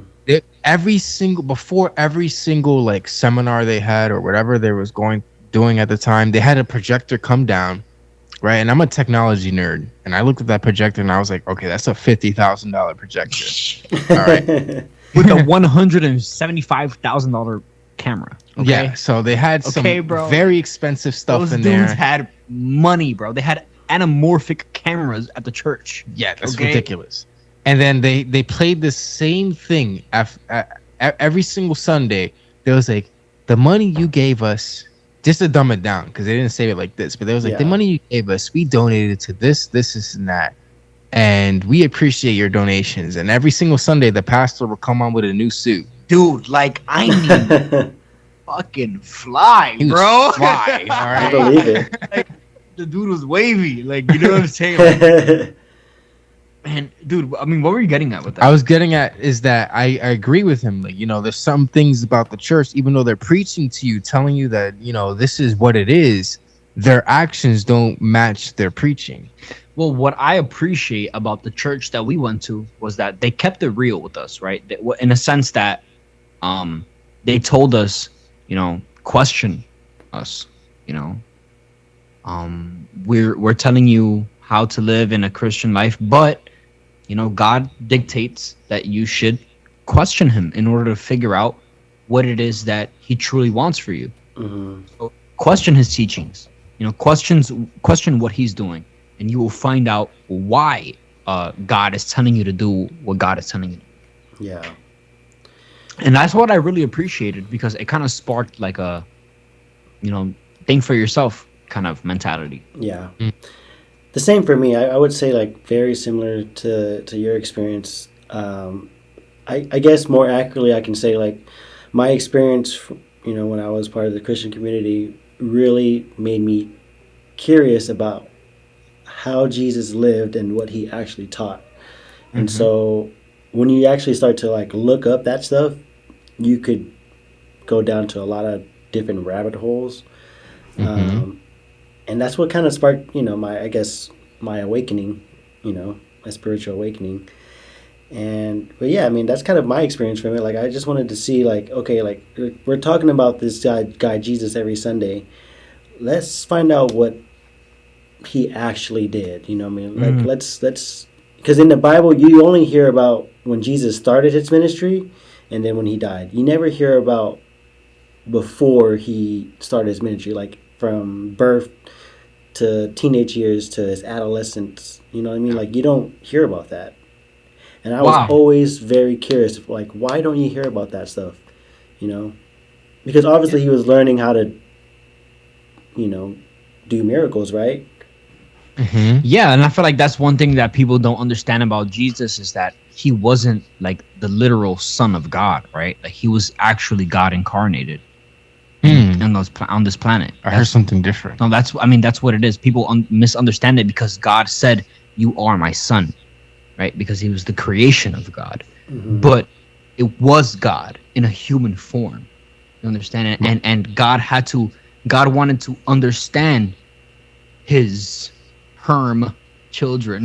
Right, I'm gonna say Herm, because even and I've heard from this is kind of a not really as tangent, but it's kind of on the same topic. I've had different sources, people from different churches, talking about how the Bible talks about how Jerusalem is the female version of God, and yeah, so this is like there are different interpretations, different churches who read the Bible differently. I don't really like saying him because. Me too. Yeah. Yeah. But if to be honest, I think like. To be honest, I think it's like either a woman or something along those lines. Dude, think about it. I don't think it's either. I was gonna say it's either one or it's none at all. I think it's both. Yeah, exactly. It's 1 and 2, like what we're talking about. Yeah, it's 1 and 2, right? It's positive and negative. It's a balance, right? Wow, I didn't think we were gonna get into Christianity. Nah, but you know what I was gonna say, bro, is that I had a different interpretation of Jesus or whatever, because I spent days in my room. Coronavirus was during the first lockdown, it was pretty like tough. Everyone was locked for a few months. There was nothing to do but think. So I was just thinking really hard.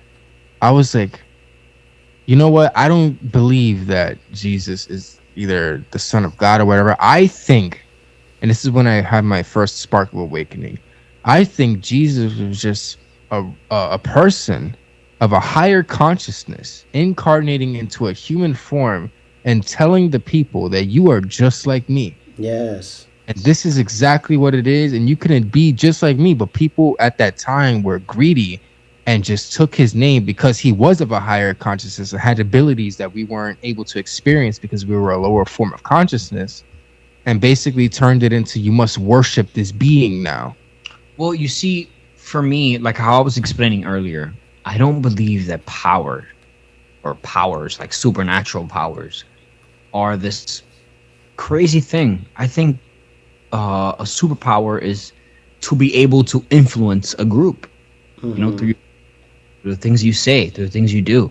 Yeah. That's a superpower, bro. That's very powerful. Able to make people do things. Yeah. I know that in history, too. So I think that, these powers were taken out of context, and made to seem like fantasy, things that might not be real to us. I have a counter argument. What if all that stuff was real? You know what I'm saying? Like, think about, like, I know this is mad random, but think about mythological creatures and shit. Okay. Like a centaur. What about or like a minotaur? Like, all these things seem so outrageous, but what if they probably were existing in a point in time, and then, like, it just... Well, what if a minotaur was the same as Thoth? It was just, he didn't really have half a body of a horse, but it was just an expression. You're right. Maybe that is true. He was just a fast guy. He's just a fast guy. He ran mad fast. Think about it. That's true. I actually, I think that's true. But I think some creatures. Yes, bro. Yes, I do agree with you that there were creatures, there were beings on this planet who were not just us, who were sentient. Yo, Matt, do you think humans are the only conscious living beings besides like animals and all that stuff? Do you think we are sentient? The sentient advanced beings on this planet? I don't, because there's this one of my friends named Dave. He he watches this guy on YouTube called How to Hunt. I think his name is Steve, who runs that channel. But literally, if you look up How to Hunt on YouTube, and I think his name is Steve. So you How to Hunt and then Steve, he literally like gets in front of his camera and he talks about how he has these experiences with. They're called sabe, but they're actually like not werewolves. They're Bigfoot. Like these creatures of Bigfoot that actually exist, and they live in like the woods of, like, I think in New York area too. Like I think that's where he's at. Like he's in the New York Canada borderline. But pretty much he gets on camera and he's talking about these sabe, and people are sending him stories as well about their experiences with the sabe, and apparently like they're hella powerful, and like they can actually like speak to you telepathically. Like, yeah. So I have never experienced a sabe, but he literally has videos upon videos of him sharing these stories about other people having experience with a sabe, and so that right there makes me, speculate. Like, okay. Well, before we go deeper into that, I definitely want to go into because we gotta present both sides, right? We gotta present the positive and the negative. Yo, can you close that door, bro, please? Or I'll do it. Yeah, I was gonna say. Holy shit, I've never heard that before. I'm definitely gonna look into that. That sounds very interesting. Yeah, I'll send you his YouTube channel. Yes, please. I would like to look into that. Sorry, bro, sorry. All right. What were we talking about? We're talking about him. We're talking about this guy who speaks to beings that are supposed Bigfoots, and they're like very advanced. Yeah, so we have to take the positive and the negative, the ones and the twos, right? We got to take them into consideration. What he was saying could be true, right? Or it could be bullshit. But I feel like, we were watching, we kind of want to talk about this on our, episode 60 in our show about how to change your mind. Oh man, the new documentary on Netflix. Dude, get out of my head, bro. You guys are connected. Yo, but we got to take both into consideration and talk about how what you're talking about reminds me of the episode 4 about mescaline. Oh, mescaline, yeah. About how the peyote. Oh yeah. How this cacti that is super how do you say it? Hallucinogenic?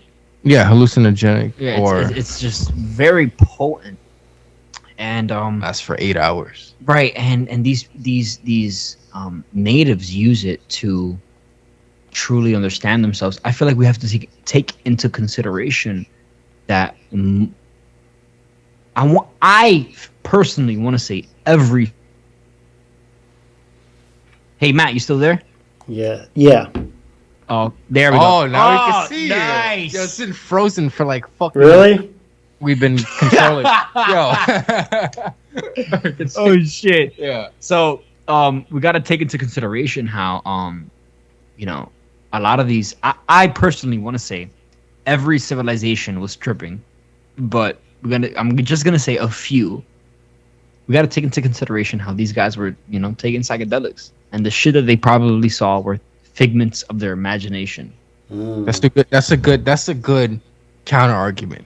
But I'll also like to make a counter argument to that counter and say that the Earth is fucking supposedly 13 billion years old, and how are we the only advanced beings to form from that? Right. Think about it. Apparently, humanity is like a few million years old. A million from a billion, big fucking difference. Okay? Well, I feel like the widely accepted information is that we're not millions of years old, but we're about tens of thousands, if not hundreds. Well, tens of thousands of Homo sapien, but the other versions of humanity was around for millions of years, right? So think about that. $1 million from $1 billion, you can't fucking comprehend that. That's a huge difference. So in terms of time and years, I am pretty sure that there's another advanced being that definitely evolved on Earth, and they were like so came first than us. Yes, and they were so advanced, and they reached a point of consciousness where they're they don't even interact with lower forms of consciousness because they know they've been through that and they're gonna eventually reach to a higher state. You know what I mean? Yeah. Have you guys heard of the Law of One? Oh, I have that book in my room. Yeah, You he do? has. Okay. Book is This dude loves that fucking book. It's kind of insane, annoying bro. how much he loves it. Bro. you read it before? No, but I've watched like videos on it, and it's kind of what we've been talking about, like how that's where I get the confirmation that everything is connected. Mm-hmm. Yo, that book is insane. I recommend, bro. $15, buy it, bro.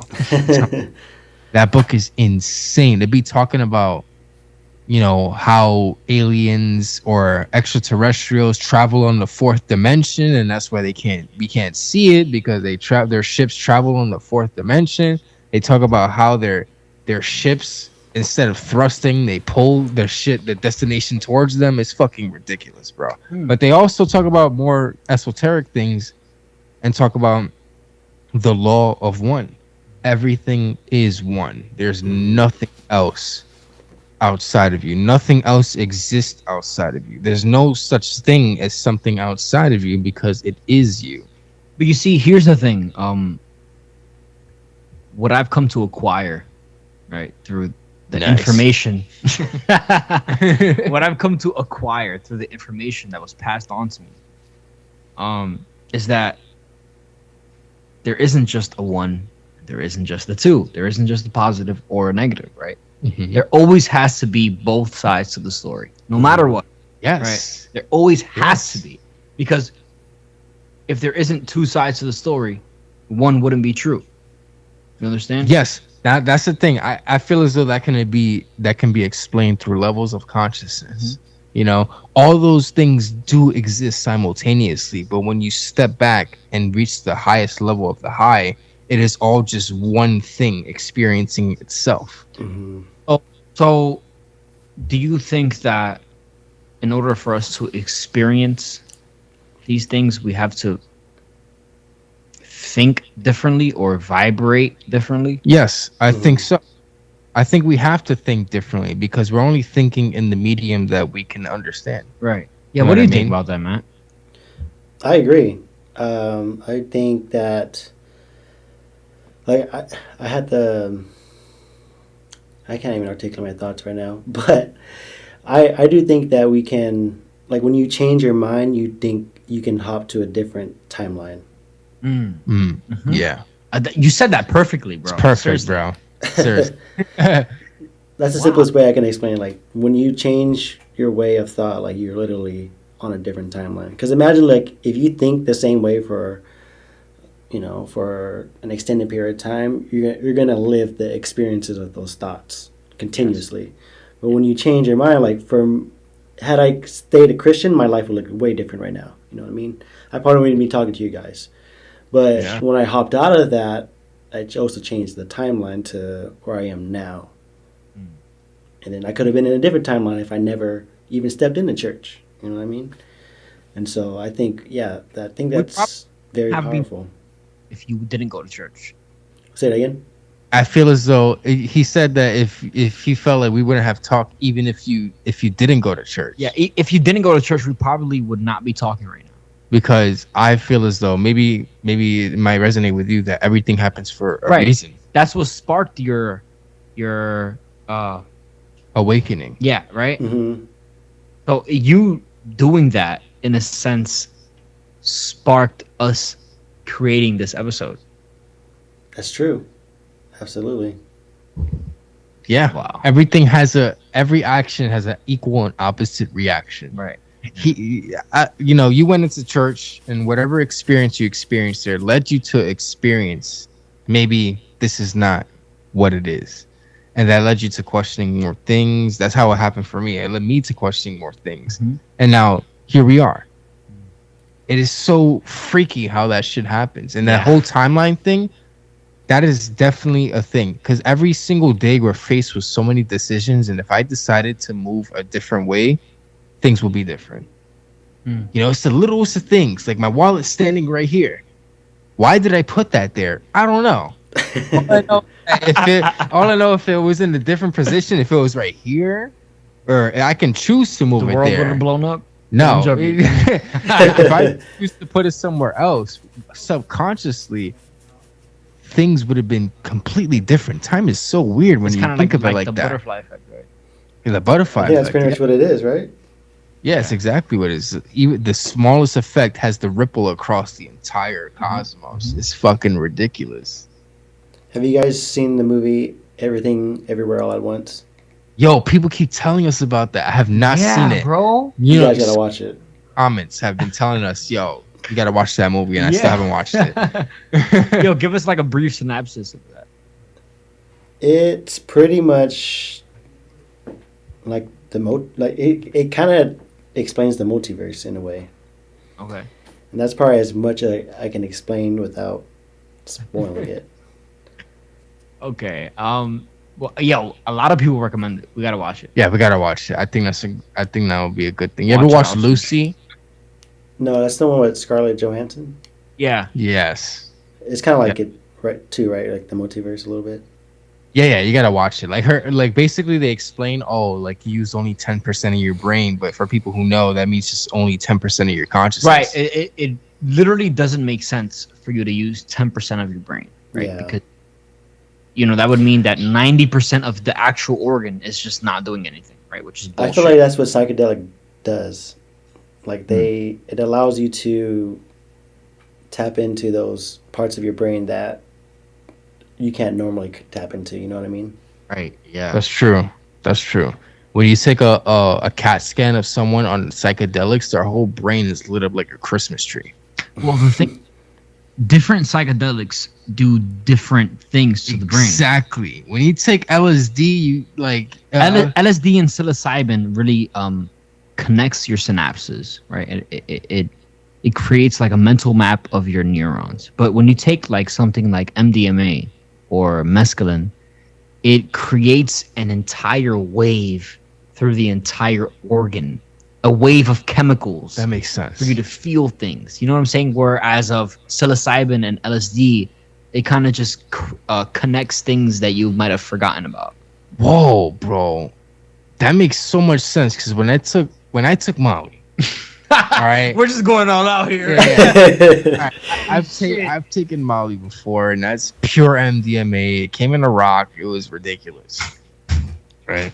When I took that shit, I felt like the love force. I felt it within every single thing, but I didn't understand it because I was just focusing on this one person who provided me that, and it was this girl that I just met. Yeah, and she gave it to me, and then I thought like everything, like she embodied the love enforcement. I feel you, because that's one thing that I picked up from doing psychedelics, especially like 3-4 days ago. When I took like 4 grams of a chocolate bar. What I realized was that whenever we do psychedelics alone, we don't really reach the heights that we want to reach. But when we do it with other people, or essentially a group, it's an amplified effect. It's amplified, right? And we all come to the conclusion that we were supposed to come to. Me and you took those shrooms of penis envy, right? Yeah. But after that, you never did it again. Or after the chocolate bar, you never did it again, right? Yeah, But I did it 7 more times. That's a lot, right? That's a lot. You good? You good? No, okay. I'm good. I know this is real right now. I'm good for sure. But what I came to understand 3 days ago was that whenever I would try to seek the truth or knowledge through taking psychedelics, was that I was just trying to get to know myself more. Mm-hmm. And in order to get to know yourself, you need to know what your environment is. And your environment is comprised of not only your home or where you live, but of the people who are there. Because those are actual bio batteries who are actually projecting energy into you daily. You know what I'm saying? So the people who you surround yourself with literally make your life.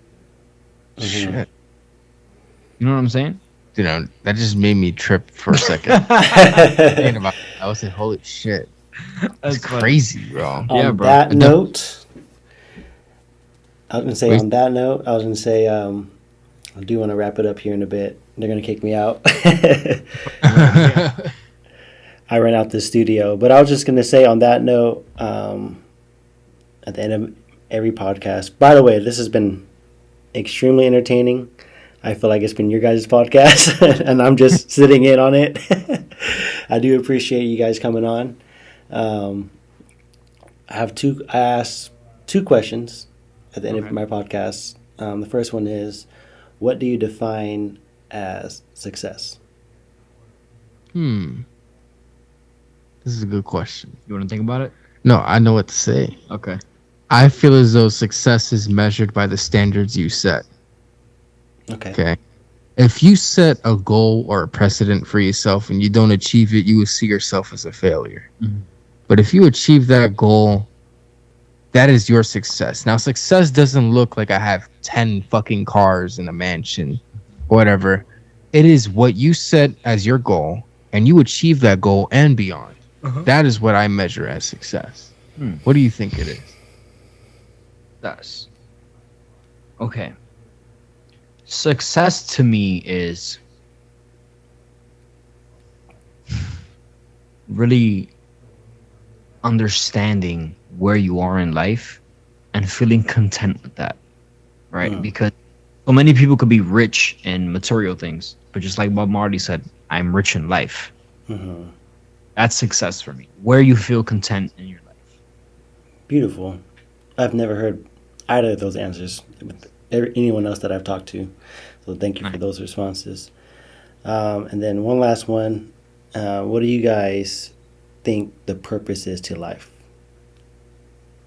These are deep questions. Well, I think I think the purpose of life is to not figure out what you want to do, you know, before it happens, right? Because some people love to plan things and they end up getting disappointed when it isn't their expectation, right?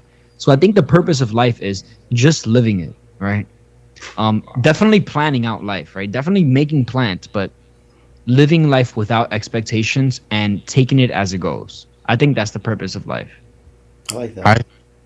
I think the purpose of life is to live in the present moment, to be here now. And what that means is to live every single moment of your life, down to the second, down to the millisecond. Just appreciate every single thing you do in this life and realize that whatever you do is subjective to you. You know, like you don't have to be the best person ever or have the best cars or mansion or house or whatever. It's just be here now and enjoy that you are alive. You are fucking alive, bro. Right. That's insane within itself. You are alive. Yeah. That's what I think it is. Wow, that's beautiful. That is. Those are two different answers that I haven't gotten, and so, but I agree. Yeah, being present is super, super important, and I think, to me, like that's something I'm learning daily. Like to be present and not allow myself to think too much about the past or think too far ahead in the future, but just to enjoy the moment. And I think for me, that's what, whenever I take shrooms, that's literally what it does for me. Like, just enjoy the moment and enjoy life. That's what it is, a gift. You know what I mean? Definitely. That's why they call it the present. Right. Yeah, it's a gift. Right. That's awesome. Cool. Well, thank you guys. I appreciate it. And I'm going to have an official ending. I guess I'm going to edit this part out later. But yeah, but thank you guys again, man. I really appreciate it. Thanks for having me on your podcast. No, you guys, I appreciate it. You guys did carry. I'm not going to lie. I felt like I didn't bring a whole lot to the table, but I mean, you guys are a great conversation. Like literally, like I think people will be tuned in because the shit that you guys are talking about, like they're going to be extremely curious about. Thank you. Thank you, man. Yeah. We appreciate it. And I want you said like we carried and stuff, but you were a great host, right? Because you asked the right questions. Yep. And you let us say our piece. And I think that's what's ideal in a host. Thank you. I appreciate that feedback. Cool. Yeah, bro. I forgot to. Okay, go for it. Now, if you continue what you're doing, bro, you're gonna you're gonna get a nice platform. Yeah, I'm telling man. you. Just be consistent, bro. I appreciate it. That's my goal. Like literally, I don't even care about like subscribers or whatever right now. I just want to put it out there. Just put it out there. Right. Keep putting it out there. Keep putting it out there. But yeah, man, this was fun, man. Like this is the longest one I've had, I think. So thank you guys. Of course. Yeah. Yeah, we'd love to come back whenever you want, bro. Oh hell yeah! I'll come back with some more shit to spark you guys' minds and shit. And so right now I'm in the place I think Santiago's in where I just consume so much shit. Like I don't know where to I feel like my mind is like an internet browser with a million tabs open. Yeah. Shit. That's just how I feel, bro. But you guys, the way you guys can articulate your thoughts and just the way I just want to give you your flowers for that. That shit's is great. Thanks, man. Thanks, really man. appreciate that. For sure. When's the next episode come out? Comes out Saturday. Yeah, but we're recording tonight though. Right Episode about 60. after you leave or whatever, we're about to record our own episode. Yeah, okay. Just you two, or are you gonna get your other boy? Nah, Yeah. it's just us two. Our Yeah. other boy he's sick right He's now. incapacitated right now. Did Rona get him again? Sorry? Did Rona get him? Rona?